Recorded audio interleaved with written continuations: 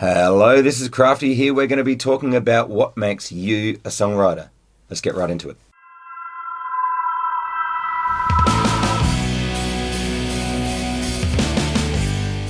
Okay, so this is a video where I'm going to get really in depth into the songwriting subject. It's taking it further from a previous video which was talking about the differences between songwriting, arranging, and song structure. So, let's dive in.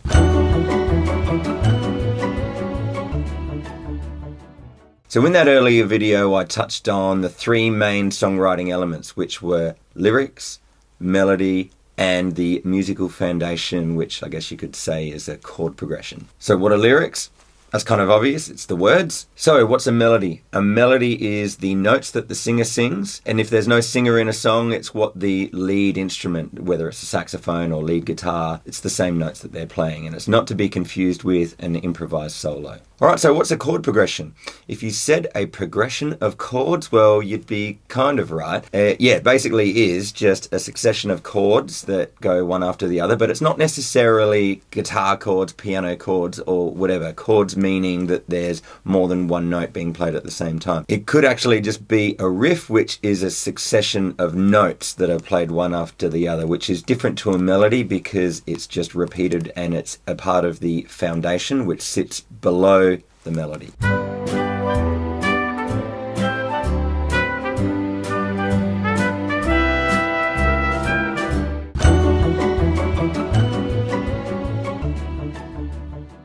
Alright, so let's analyze a song. Let's do a shameless, it's probably a shameful plug for my old band, The Secret Game. This is a song called Bottles and Cans. Let's just have a quick listen, see if you can figure out the songwriting elements.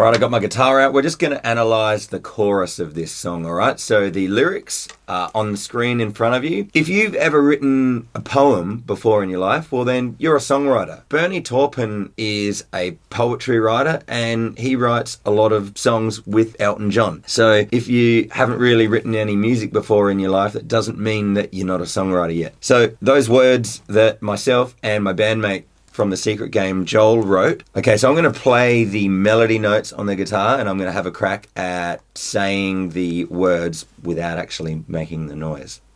Wish me luck.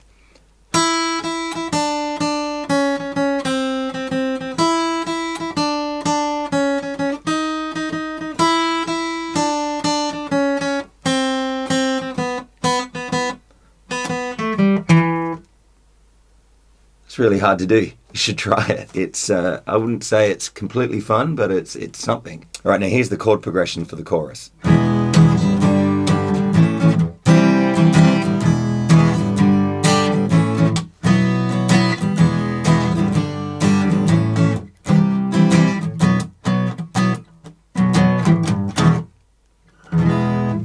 That's right. So you put them all together and you get the song. So that was it. I didn't mention any drums or anything else.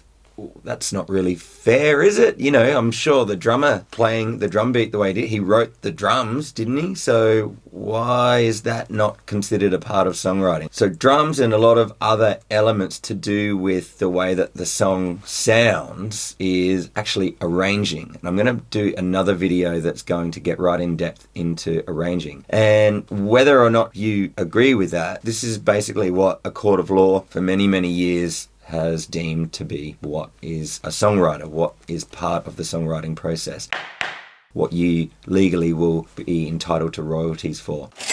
So yeah, whether or not that's something that you think's fair, whether or not is what I agree with, I'm just being the messenger, and we're going to talk more and more and more about it. We're going to get right into more of this subject right now.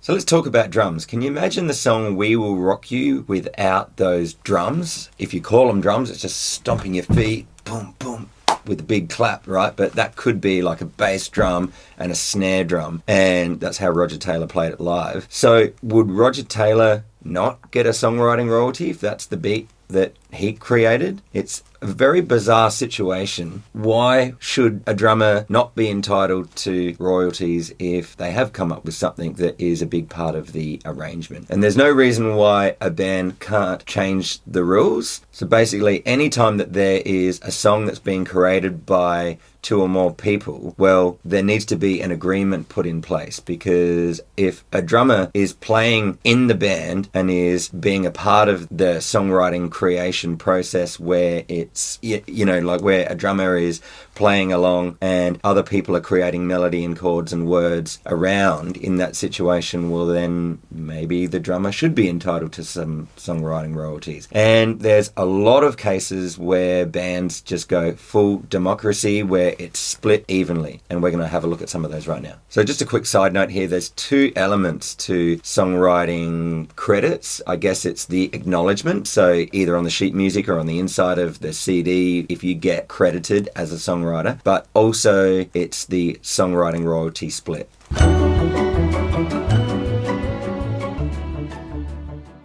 So here's some cases where you've got an equal share of the royalties. So Chris Martin from Coldplay, he shares evenly with all of his band members the songwriting royalties, even though he actually writes all of the lyrics, melody, and the music. Both R.E.M. and the Red Hot Chili Peppers band members have various forms of input into the songwriting process, but the songwriting royalties and the songwriting credits get evenly spread. So U2 is a band that share their songwriting royalties evenly, and when they're credited for the songs, Bono takes the credit for writing the lyrics, and every band member has a share for the music. So professional songwriters in Nashville, they operate under what's called a gentleman's agreement, which is that if you're in the room when the songwriting is occurring, well then you get an equal share. Not a bad deal if all you do is just say, yeah, sounds good guys. And the band The Doors, one of my favourites, they share their royalties evenly for their songwriting, whereas for the first few albums, they just had an even songwriting credit. But then by the time that the Soft Parade album came out, they started to say who wrote the lyrics. So with the songwriting credits for the Beatles, if it was either a Paul McCartney song or a John Lennon song, then it would always be written as Lennon/McCartney. And so whenever it was a George Harrison song, he would be credited. And if Ringo had written his,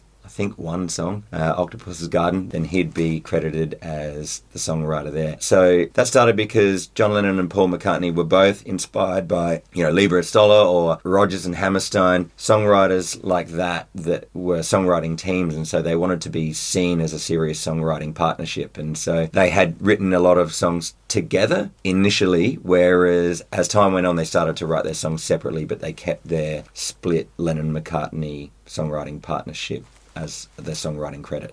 It's nice talking about these artist bands that are doing like a democracy type thing, isn't it? But yes, not all do it that way, and we're going to talk about them right now.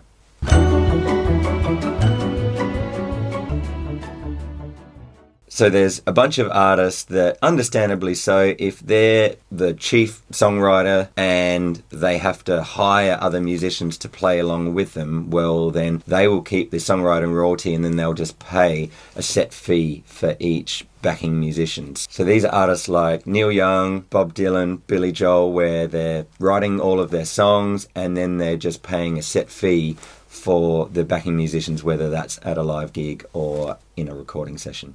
Yes, and Bob, Neil, and Billy, they're not in bands, are they? They're the stars, and they've got these backing people there to support them. But what if you're in an actual band? So Neil Finn from Crowded House is an example, and Mick Jagger and Keith Richards from Rolling Stones is another example where they are the songwriters, and so they'll keep the songwriting royalty to themselves, and then they will just pay a fee to the other people in the band. How would you feel? You're in a band and you're touring around, you're in the photos, you're hearing yourself on the radio, and you know that your bandmate sitting next to you in transit, is the one that's so much richer than what you are. But how would you feel if you were the one that was writing all the songs? Wouldn't you feel like you would deserve the royalties?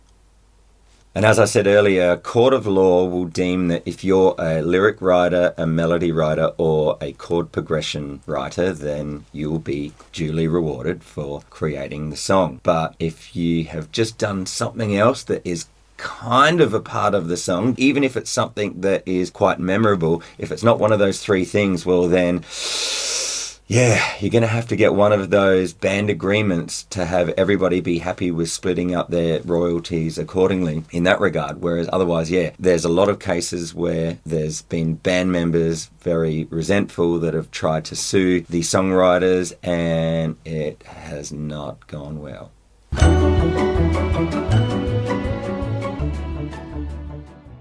So an example with this happening is with the band Procol Harum.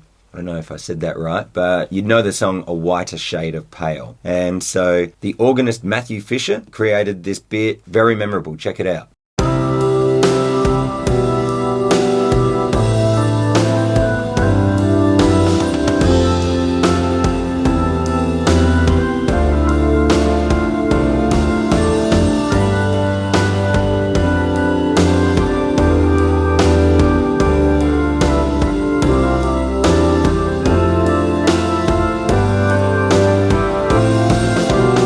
So would you deem that as a part of the musical foundation? For me, I sort of hear it as, well, that's a very catchy, memorable part of the song. So I personally would consider, well, that's probably a part of the songwriting, except he wasn't credited as a songwriter initially. And so 38 years of him being in the band went by before he got really quite resentful and then took the songwriter to court. And sadly, wasn't very good for Mr. Fisher, even though something that I agree with. It's because he took 38 years, the court said, nah, you took too long. It couldn't have been that important to you.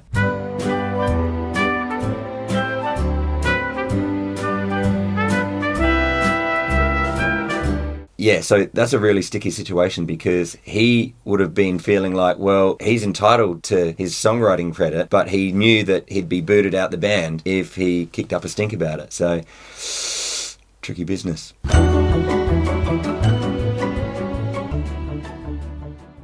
So in the case of the band The Smiths, the two members, Morrissey and Johnny Marr, they were legally The Smiths. So anything that The Smiths were receiving royalties for, they, as the two members legally, would be receiving the royalties, which infuriated the other members of the band because they felt like, well, we're as much of a part of creating the sound, even though we didn't technically write the songs. So they were being paid like a regular wage, but that wasn't something that made them really feel appreciated, like they were a part of this band unit. And so eventually the drummer Mike Joyce took the band, as in the two members, to court, and he was awarded £1 million and also a cut in future royalties.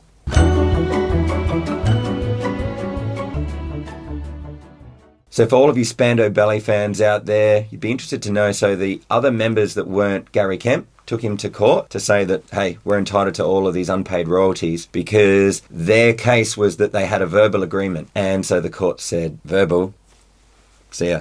So if you look around and research and study the music industry and songwriting royalty splits and stuff like me, you'll notice that if you don't have some sort of a fair arrangement, fair meaning that everybody is feeling like that they're appreciated, then you'll find that bands will split up. And doesn't that suck? You know, there's so many great bands that have split up because of money reasons.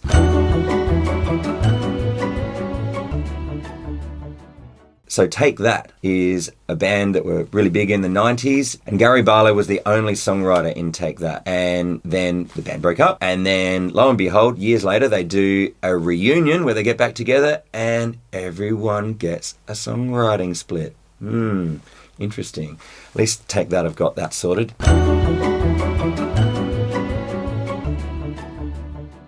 So when is it a good time to have a chat to determine when you should be talking about songwriting splits between other songwriters or other band members for royalties? Look, it could potentially be a really ugly conversation. And the more that you put off having a conversation that may turn a little bit ugly, well then it's only going to get worse and worse and worse as time goes on. So have one of those conversations. Like as soon as you finish watching this, figure out, what is it that I want in my songwriting agreement or in my band arrangement, and just have a chat. It's better to do it now. And just having something earlier on is going to make the potential big, huge weight on your shoulders feeling that you have not seem quite so much. There is a saying that it's better to have the fight sooner than later because it'll make all the difference.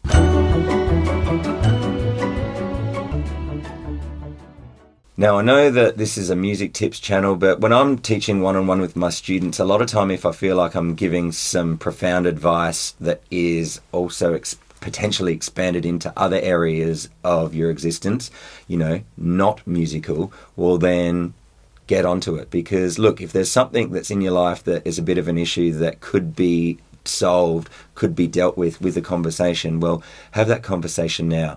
And you don't need to go into it feeling like it's going to be an argument. You can talk really relaxed and just have that light at the end of the tunnel that we can resolve this now.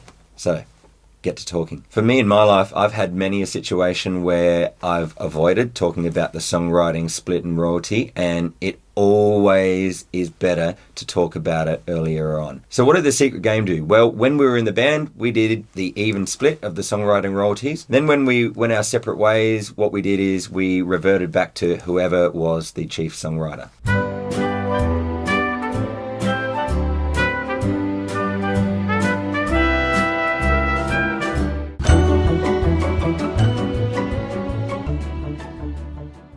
So that about wraps up my analysis on songwriters, credits and royalty. What did you learn? Let me know in the comments below. I'd be really interested to find out what was a new bit of information for you. I learned quite a few things while I was researching up about this, and I always find it fascinating. So if there's some interesting stories that you know, then let me know, especially the juicy ones. And if you've got a question for me personally, well then go to Crafty Music Tips Facebook group. It's a private group. Just go in and wait for you to be approved, and then you can talk to myself as well as a bunch of other like-minded musical souls. So I'll see you in the Facebook group, and I'll see you in another video really soon. Take care.